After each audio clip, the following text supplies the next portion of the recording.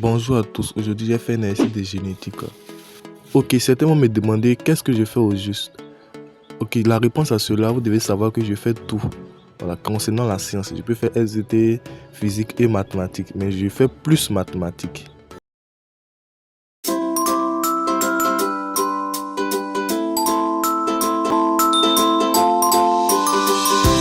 Bonjour, ça dépend de laquelle tu vas suivre la vidéo. Ce matin, j'aimerais un peu vous expliquer comment résoudre ce type d'exercice qui sort beaucoup au bac, surtout en série D. Voilà. Avant de résoudre l'exercice, je vais vous faire d'abord un petit résumé. Voilà. De façon générale, la femme, son symbole est représenté comme cela en génétique.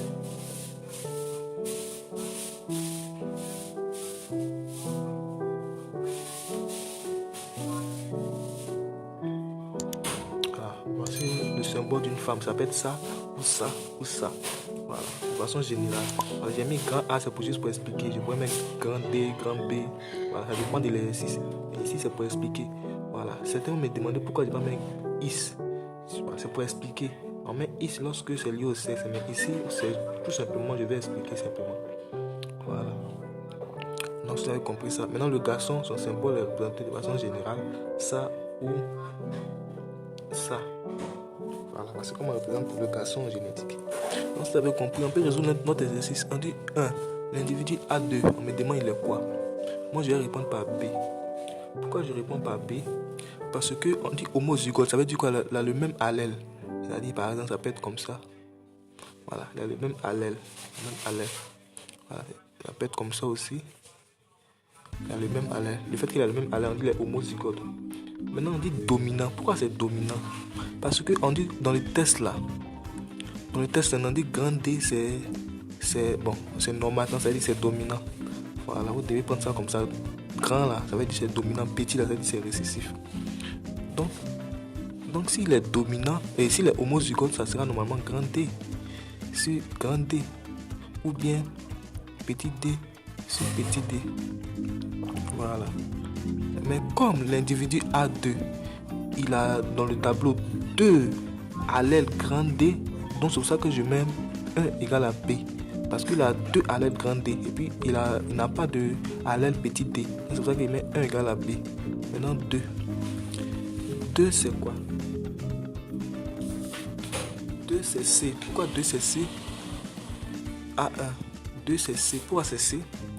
Parce que dans le tableau, ils ont dit tout simplement que dans le tableau, ils ont dit A1, il a un allèle grand D.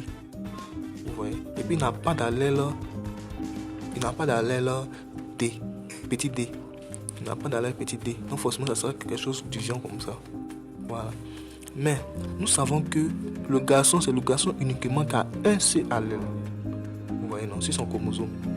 La femme, elle a forcément 2 allèles, ce qui explique. Le garçon a forcément un allèle. Donc ça peut correspondre tout simplement à C. Voilà. 3. A3 c'est C aussi. Pourquoi c'est C? Parce qu'on dit A3, il a quoi? Petit D là, il a 2 fois. Donc c'est-à-dire quelque chose du genre comme ça. Or nous savons que c'est la femme qui a forcément 2 allèles. Le garçon il a un seul. Donc ça peut correspondre à la femme. Voilà. Ça peut correspondre à la femme. Pourquoi? Parce qu'on est dans les tableaux. Petit D là c'est 2. Grand D là c'est 0. 4 c'est A. Pourquoi c'est A? A4 c'est A. Pourquoi c'est A? Parce que on dit A4 là il a petit D. Et puis il n'a pas de grand D. Or nous savons que c'est seul le garçon qui n'a pas de grand D. Et qui n'a pas de 2 allèles. C'est seul le garçon qui n'a pas de 2 allèles. Donc je peux tout simplement correspondre à ça. Vous voyez un peu, non? Donc les réponses qu'il fallait donner c'est 1 B, 2 C, 3 C, 4 A. Donc si vous avez compris, merci beaucoup pour votre attention.